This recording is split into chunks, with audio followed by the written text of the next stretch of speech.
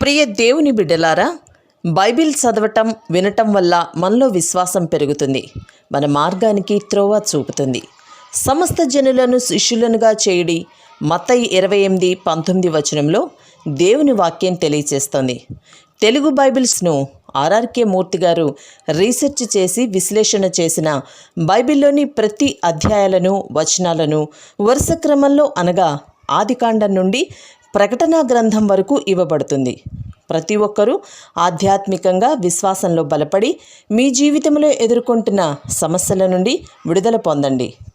ప్రతి ఒక్కరూ మీ దీవెన టీవీని సబ్స్క్రైబ్ చేసి ఈ వాక్యాన్ని లైక్ చేసి మీ మిత్రులకు బంధువులకు షేర్ చేయండి. దేవుని సువార్తను ప్రకటింపబడుటలో మీరు పాలిభాగస్తులు కండి. ప్రియ శ్రోతలు, మీ బైబిళ్లు తెరవండి. ఈరోజు మన పాఠం మలాకీ గ్రంథం 4వ అధ్యాయం 1-2 వచనాలు. జాగ్రత్తగా వినండి. నియమించబడిన దినము వస్తున్నది, కొలిమి కాలునట్లు అది కాలుతుంది. గర్విష్ఠులందరూ దుర్మార్గులందరూ కొయ్య కాలువలి ఉంటారు. వారిలో ఒక్కరికి వేరైనా చిగురైనా ఉండదు. రాబోయే దినము అందరినీ కాల్చివేస్తుంది అని సైన్యములకు అధిపతి అయిన యెహోవా సెలవిస్తున్నాడు. అయితే నా నామమందు భయభక్తులు గలవారైన మీకు నీతి సూర్యుడు ఉదయిస్తాడు. అతని రెక్కలు ఆరోగ్యము కలుగచేస్తాయి. గనుక మీరు బయలుదేరి కొవ్విన దూడలు గంతులు వేయునట్లు గంతులు వేస్తారు. ప్రియ శ్రోతలు, వింటున్నారా? దేవుడంటున్నాడు, నియామకమైన ఆ రోజు రాబోతోంది. అది కాలుతున్న కొలిమిలాగా ఉంటుంది. గర్విష్ఠులందరూ, చెడుగు చేసే ప్రతి వ్యక్తి ఎండుగడ్డిలాగా అవుతాడు. రాబోయే ఆ రోజున వారందరూ కాలిపోతారు. వారికి వేరుగాని చిగురుగాని కొమ్మగాని మిగలదు. అయితే నా నామమంటే భయభక్తులున్న మీకు న్యాయోదయమవుతుంది, జ్ఞానోదయమవుతుంది. దాని అంచులు ఆరోగ్యం చేకూరుస్తాయి. కొట్టం విడిచిన దూడల్లాగా మీరు బయటికి వెళ్లి కుప్పిగంతులు వేస్తారు. యేసు ప్రభు యొక్క నీతి న్యాయములు సూర్యగోళమంత తేజోవంతమైనవి. అంచులు అనే మాటకు రెక్కలు అని కూడా అర్థముంది. నీతి సూర్యుడు, న్యాయ సూర్యుడు. యేసుక్రీస్తు ఉదయించినప్పుడు దూరాన ఉన్నవారికి కూడా ఆ కిరణాల వల్ల ఆరోగ్యం చేకూరుతుంది. ఇది నీతి సూర్య కిరణ చికిత్స. ఆయన రెండో రాకడ దేవుడు ఎన్నుకున్న వారికి పూర్తి ఆరోగ్యాన్ని, స్వస్థతను చేకూరుస్తుంది. స్వేచ్ఛగా దూడలు చెంగున గంతులు వేస్తాయి. దాస్యం నుండి పూర్తి విడుదల. శ్రోతలు, మలాకీ గ్రంథం 4వ అధ్యాయం చిన్నది, 6 వచనాలున్నాయి. యెహోవా దినము ఈ అధ్యాయంలో పేర్కొనబడింది. నీతి సూర్యోదయం వర్ణించబడింది. మొదటి వచనంలో మహాశ్రమలను గురించి చెప్పబడింది. యెహోవా దినము నియమించబడిన రోజు, కొలిమి కాలే రోజు. గర్విష్ఠులు, దుర్మార్గులు ఆ కొలిమిలో పడి బూడిదైపోతారు. కొలిమి వారిని దహించి వేస్తుంది. అందరూ దగ్ధమైపోతారు. వారిలో ఒక్కరికి వేరైనా చిగురైనా మిగలదు. ప్రకటన గ్రంథం 6వ అధ్యాయం 8వ వచనం అంటోంది, లోక జనాభాలో 4వ వంతు హతమైపోతారు. అలా నాశనమైపోయిన వారి వేరుగాని చిగురు కాని మిగలదు. రక్షిత ప్రజలు, అరక్షిత ప్రజలు అందరికీ తీర్పు ఉంది. నశించిన వారికి ధవళ సింహాసనపు తీర్పు ఉంది. మరణం అంతం కాదు, ఆ తరువాత తీర్పు ఉంది. మరణం అందరికీ ఉంది. చనిపోతే శరీరాన్ని పాతిపెడతారు. ప్రాణాత్మలు నిత్యత్వంలోకి వెళ్లిపోతాయి. క్రీస్తునెరిగిన వారు పరలోకానికి, క్రీస్తును అంగీకరించి ఉండని వారు నిత్య నరకానికి పోతారు. మహాశ్రమల తరువాత అరక్షిత ప్రజానీకం నిత్య నాశనానికి పోతారు. దేవునికి భయపడే విశ్వాసులకు నీతి సూర్యుడు ఉదయిస్తాడు. నిత్యత్వానికి అది ఉషోదయం, మహోదయం. ఆయన రెక్కలలో ఆరోగ్యముంది. వారిలో ఆనందోత్సాహాలు వెల్లివిరుస్తాయి. దూడల్లాగా చంగణాలు పెడుతూ ఎగిరి దూకుతారు. ఆయన వేగుచుక్క, వెలుగురేఖ. పాత నిబంధనలో నీతి సూర్యుడని పేర్కొనబడిన ఈయన కొత్త నిబంధనలో ఉదయతార, వేకువ చుక్క. కొత్త నిబంధనలో నీతి సూర్యుడు అని ప్రత్యేకంగా యేసుక్రీస్తును గురించి ఎవరూ అనలేదు గాని ఆయన ఈయనే, ప్రభువైన యేసుక్రీస్తు. దేవునికి స్తోత్రం. పాత నిబంధనలో ఆయనను వేకువ చుక్క అనలేదు. పాత నిబంధనలో, క్రొత్త నిబంధనలో ఈ రెండు పేర్లు వెరసి ఆయన యేసుక్రీస్తే. మరో పాఠంలో ఈ రెండు నామధేయాలను గురించిన వివరాలు వింటాము. తీర్పు దినం రాబోతోంది. ఆ రోజున నీతిమంతులు, అవినీతిపరులు, ఈ ఇరు వర్గాల మధ్య వేర్పాటు వివరాలు ఈ 4వ అధ్యాయంలో రాయబడి ఉన్నాయి. ఆ రోజు కొలిమి కాలుతుంది. రాబోయే దినం నీతిహీనులను కాల్చివేస్తుంది. అది కొలిమి, ఆవం. దేవుని ఉగ్రత అగ్నికి పోల్చబడింది. తీర్పరి నీతిగల న్యాయాధిపతి. ఆయన వస్తాడు. నీతి బాహ్యులకు ఘోర ప్రళయ శిక్ష. జీవముగల దేవుడు దహించే అగ్ని, అపవిత్రతను, చెత్త చెదారాన్ని దహించే అగ్ని, శిక్షాగ్ని, ఉగ్రతాగ్ని. భక్తిహీనులపైకి శిక్ష వచ్చి తీరుతుంది. బైబిలులో 6 చోట్ల ఈ తీర్పు ప్రస్తావించబడింది. కీర్తనలు 1:4, యెషయా గ్రంథం 10వ అధ్యాయం 17వ వచనం, 66వ అధ్యాయం 15, 16 వచనాలు, దానియేలు గ్రంథం 7వ అధ్యాయం 9, 10 వచనాలు, యోవేలు 2వ అధ్యాయం 20వ వచనం. ఇక కొత్త నిబంధనలో 1 కొరింథీ 3వ అధ్యాయం 13వ వచనం, 2 పేతురు 3వ అధ్యాయం 7వ వచనం.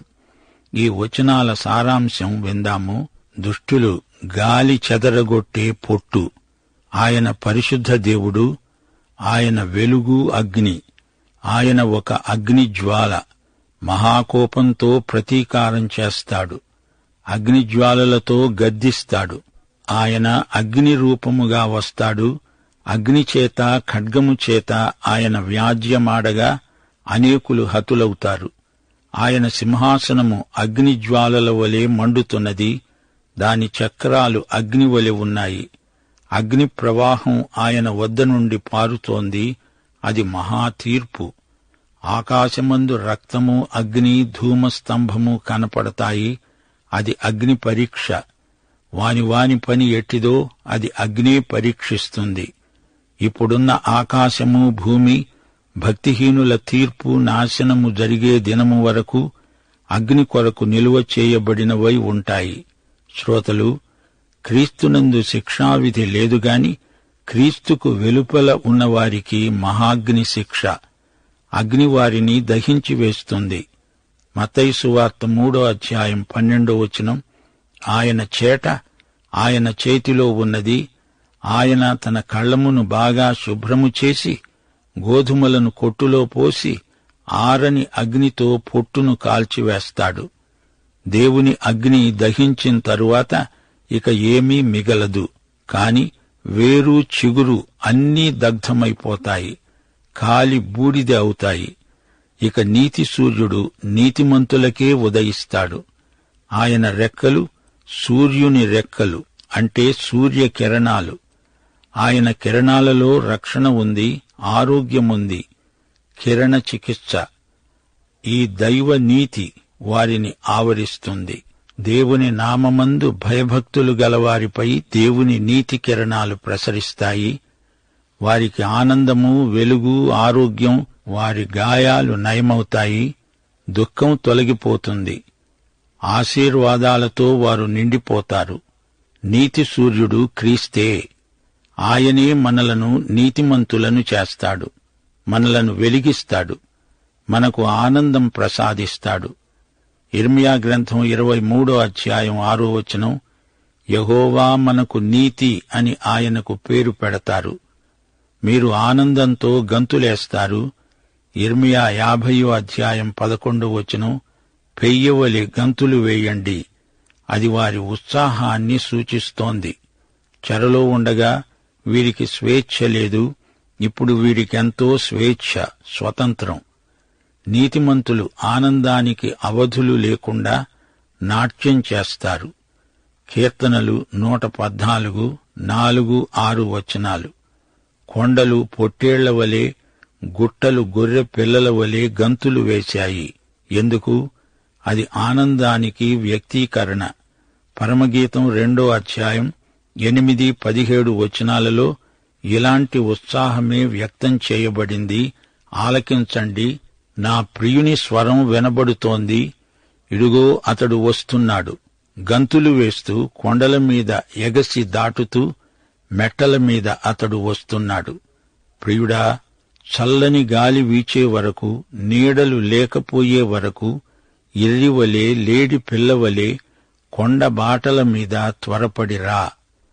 ప్రియ శ్రోతలు, వింటున్నారా? దేవుని ప్రజల ఉత్సాహశక్తి అంతా ఇంతా కాదు. ఇదంతా నీతి సూర్యుని కిరణాల ప్రభావం. నియామక దినం అవిశ్వాసులకు తీర్పు దినమైతే దేవుని ప్రజలకు ఉత్సాహ దినం, ఆనంద సుదినం. యేసుక్రీస్తు మొదటిసారి వచ్చినప్పుడు చూడని వారు చూచారు. రెండోసారి ఆయన వచ్చినప్పుడు విశ్వాసుల మధ్య మహిమ పొందుతారు.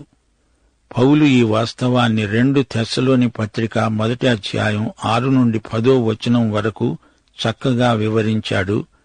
ఆయన తన ప్రభావమును కనపరిచే దూతలతో కూడా పరలోకము నుండి అగ్నిజ్వాలల్లో ప్రత్యక్షమై దేవుని ఎరుగని వారికి, సువార్తకు లోబడని వారికి ప్రతిదండన చేసేటప్పుడు మిమ్మును శ్రమపరిచే వారికి శ్రమ, శ్రమ పొందుతున్న మీకు మాతో కూడా విశ్రాంతి. తన పరిశుద్ధులయందు మహిమపరచబడడానికి, విశ్వసించిన వారందరి యందు ప్రశంసించబడడానికి ప్రభువు వచ్చినప్పుడు అట్టివారు ఆయన సముఖము నుండి, ఆయన ప్రభావమందలి మహిమ నుండి పారద్రోలబడి నిత్యనాశనమనే దండన పొందుతారు. దేవునికి స్తోత్రం. ఈజిప్టు వారికి ఏది చీకటో అది ఇశ్రాయేలు వారికి వెలుగైంది. వారు ఎర్ర సముద్రం దాటారు. అదే సముద్రంలో ఈజిప్టు వారు మునిగి నశించారు. ఆ రోజున కొలిమి మంటలో భక్తిహీనులందరూ పడి నశిస్తారు. భక్తిహీనులు ఆ మంటలో కొయ్యకాలులాగా దహించుకపోతారు. కూకటి వేళ్లతో సహా వేరు చిగురు కూడా మిగలకుండా శత్రువులు హతమైపోతారు. యోబు గ్రంథం 14వ అధ్యాయం 7 నుండి 9వ వచనం వరకు, వృక్షము నరకబడిన ఎడల అది తిరిగి చిగురిస్తుందని, దానికి లేత కొమ్మలు వేస్తాయని నమ్మకము కలదు. దాని వేరు భూమిలో పాతదైపోయినా, దాని అడుగు మొద్దు మంటిలో చీకిపోయినా, నీటి వాసన మాత్రము చేత అది చిగుర్చుతుంది. లేత మొక్కవలే అది కొమ్మలు వేస్తుంది. కాని ఇక్కడ దేవుని కొలిమిలో పడి అది వేరు చిగురు లేకుండా నిర్మూలమైపోతుంది. అయితే ఆయన నామమందు భయపడేవారికి నీతి సూర్యోదయమవుతుంది. సూర్యకిరణాల ప్రభావం వల్ల వారు ఆరోగ్యవంతులవుతారు. వారు ఆనంద పారవస్యంతో నాట్యం చేస్తారు. ఆ ప్రాంతమంతా చీకటి, చలి, అనారోగ్యం. అడుగో నీతి సూర్యుడు ఉదయించాడు. క్రీస్తు వ్యక్తిత్వమందు, ఆయన పనియందు నీతి నివసిస్తుంది. యేసుకే అన్నిటిలో ప్రాధాన్యం కలగాలి. భౌతిక జగత్తుకు సూర్యుడెలాగో ఆధ్యాత్మిక నైతిక ప్రపంచానికి యేసు అలాగే ఉన్నాడు. చీకటి గతించింది, వెలుగు వచ్చింది. ఈ వెలుగు యేసుక్రీస్తుగా లోకానికి వస్తూ ప్రతి మనుష్యుణ్ణి వెలిగిస్తుంది. యోహాను సువార్త 8వ అధ్యాయం 12వ వచనం, యేసు ప్రభు అన్నాడు, నేను లోకమునకు వెలుగును. నన్ను వెంబడించేవాడు చీకటిలో నడువక జీవపు వెలుగు కలిగి ఉంటాడు. ఏసే లోకానికి సత్యమనే వెలుగు. ఏసే నీతి మార్గం. ఆయన నీతి వెలుగు. వెలుగుకు ఉత్పత్తి స్థానం యేసుక్రీస్తే. వెలుగే కాదు, ఆయన మనకు జీవమిస్తాడు. ఆయన జీవపు వెలుగు. ఆయన జీవింపచేసే ఆత్మ. యోహాను సువార్త 5వ అధ్యాయం 21, 25 వచనాలు, ఆయన చచ్చిన వారిని బ్రతికించగలడు. ఆయన శబ్దము విని మృతులు సైతం జీవిస్తారు. నీతి సూర్యోదయ వేళలో వీచే పవనాలలో స్వస్థతా గుణమున్నది. యెరికో పట్టణంలో యేసు బర్తిమ్మికి భౌతిక నేత్రాలిచ్చాడు, జక్కయ్యకు ఆత్మనేత్రాలిచ్చాడు. ఇద్దరికీ నిత్య జీవమిచ్చాడు. జీవపు వెలుగు వారికి ప్రాప్తించింది. 1 యోహాను 5:11-12 దేవుడు మనకు నిత్య జీవము దయచేశాడు. ఈ జీవము ఆయన కుమారుని యందున్నది. దేవుని కుమారుణ్ణి అంగీకరించేవాడు జీవము గలవాడు. దేవుని కుమారుణ్ణి అంగీకరించనివాడు జీవము లేనివాడే. యేసు మొదటి రాకడలో, రెండో రాకడలో కూడా నీతి, స్వస్థత అనే ఈ 2 దీవెనలు ప్రజలపై వర్షిస్తాడు. మొదటి రాకడలో ఆయన ఇచ్చిన నిత్యజీవమందే నీతి, స్వస్థత ఇమిడి ఉన్నాయి. యేసు రెండో రాకడలో పరలోకమందలి దేవుని చిత్తము ఈ లోకమందు సంపూర్ణముగా నెరవేరుతుంది. రోగాలు, నొప్పులు లేని సార్వత్రిక ఆరోగ్యం నీతి సూర్యుని వల్ల విశ్వవ్యాప్తంగా లభిస్తుంది. ప్రకటన గ్రంథం 21:23 ఆ పట్టణంలో ప్రకాశించడానికి సూర్యుడైనా చంద్రుడైనా దానికి అక్కరలేదు. దేవుని మహిమే దానిలో ప్రకాశిస్తున్నది. గొర్రెపిల్లే దానికి దీపం. దేవునికి స్తోత్రం. శ్రోతలు, అగ్నిశిక్ష దేవుడు విధించే శిక్షలన్నిటిలో బహు తీవ్రమైనది. దేవుని అగ్ని లోహాలను శుద్ధి చేయటానికి కూడా ఉపకరిస్తుంది. అయితే తీర్పు దినాన పంచభూతములు మహావేంద్రముతో లయమైపోతాయి. క్రమశిక్షకు కూడా దేవుడు అగ్నిని వాడుతాడు. బంగారాన్ని, వెండిని పుటం పెట్టినట్లు లేవీయులను నేను శుద్ధి చేస్తాను అన్నాడు దేవుడు. అయితే దుష్టులు, అహంకారులు, ఎంత చెప్పినా వినని మొండి ప్రజలు తీర్పు అగ్నిలో దహించుకపోతారు. దేవుని అగ్ని 2 విధాల పనిచేసింది. తన వారిని శుద్ధి చేసి బాగుచేస్తుంది, శత్రువులను దహిస్తుంది. అగ్ని మైనాన్ని కరిగిస్తుంది, నీటిని ఆవిరిగా మారుస్తుంది, కట్టెను కాలుస్తుంది, బంకమన్నును గట్టిపరుస్తుంది, లోహాన్ని పుటం పెట్టి శుద్ధి చేస్తుంది, వెండిలోని మష్టును దహించి వెండిని మెరిసేటట్లు చేస్తుంది. దేవుని అగ్ని పరీక్షిస్తుంది. అగ్ని కఠినపరుస్తుంది, మెత్తపరుస్తుంది. అగ్ని బహుళార్థ ప్రయోజనం కలది. అగ్ని ప్రళయంతో ఒక కొత్తదనం వస్తుంది. నూతన భూమి, నూతన ఆకాశం అనే కొత్త ఆరంభం వస్తుంది. ఇక రెండో అంశం నీతి సూర్యోదయం. ఉదయకాల సూర్యకిరణాలు ప్రకృతి వైద్యం. అలాగే యేసు నీతి సూర్యుడై ఆరోగ్యం ప్రసాదిస్తాడు. చెడుగు, పాపం చీకటి కాగా నీతి సూర్యుడు వచ్చి చీకటిని పటాపంచలు చేస్తాడు. అంధకారం మనుషుల మనస్సులకు మాంద్యం కలిగిస్తుంది. నైతిక భ్రష్టత్వానికి చీకటి సంకేతం. సాంఘిక, సామాజిక జీవితాలను అంధకారం నింపివేస్తే అది దేశానికి అరిష్టం, తీరని నష్టం. మోసం, నిరాశ, నిస్పృహలు, రోగాలు అన్నీ చీకటి ఫలితాలే. మలాకీ కాలంలో ప్రజల మొండితనం మరీ పెచ్చరిల్లిపోయింది. వారి ఆకాశం సూర్యరశ్మి లేక మేఘావృతమై భయం గొలుపుతోంది. కారు చీకట్లో యేసుక్రీస్తు కాంతిరేఖగా కనిపిస్తాడు. యేసు నీతి రాజ్యమేలుతుంది. మెస్సియా సాక్షాత్కారం విశ్వమంతటికీ ఆనందోత్సాహం. బెత్లెహేములో యేసు పుట్టినప్పుడు అది నీతి సూర్యోదయమే. నీతి సూర్యుని కిరణాలు తెచ్చే ఆరోగ్యం ఎంతైనా హర్షదాయకం. సూర్యోదయంలో పక్షుల కిలకిలా రావాలు వినపడతాయి, పుష్పాలు వికసిస్తాయి. మానవుని హృదయంలో సంతోషాతిరేకం. నీతి సూర్యునికి ప్రకృతి స్వాగతం పలుకుతుంది. నిత్యదినం తెల్లవారాలి. మానవుని హృదయం నీతి సూర్యోదయానికి స్పందించాలి. నియమించబడిన దినం వస్తోంది. అది దుష్టులను దహిస్తుంది. గాని దేవుని నామమందు భయభక్తులు గలవారికి నీతి సూర్యుడు ఉదయిస్తాడు. మెస్సియా రెండోసారి వస్తాడు. విశ్వసనీయుల నిరీక్షణ ఫలం ఆయన రాకడ సంఘటన.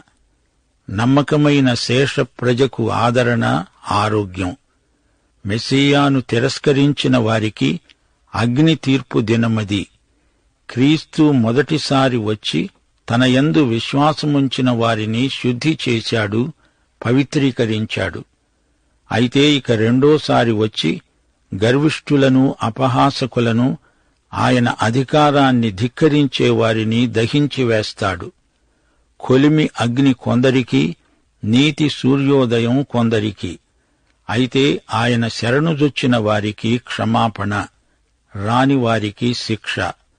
మలాకీ కాలంలో మనుషులు గర్విష్ఠులయ్యారు, వారి గుండెలు బండబారిపోయాయి. శ్రోతలు వింటున్నారా? దేవుని ప్రేమ శాశ్వతమైనది. ప్రజల వేషధారణను, నిర్లక్ష్య వైఖరిని ఆయన గర్హిస్తాడు, అసహ్యించుకుంటాడు. మనం దేవునికి ఏమిస్తున్నాము? ఆయనను ఎలా ప్రేమిస్తున్నాము? ఈ రెండిటిలో మన ప్రేమ, మన యథార్థత వ్యక్తమవుతాయి.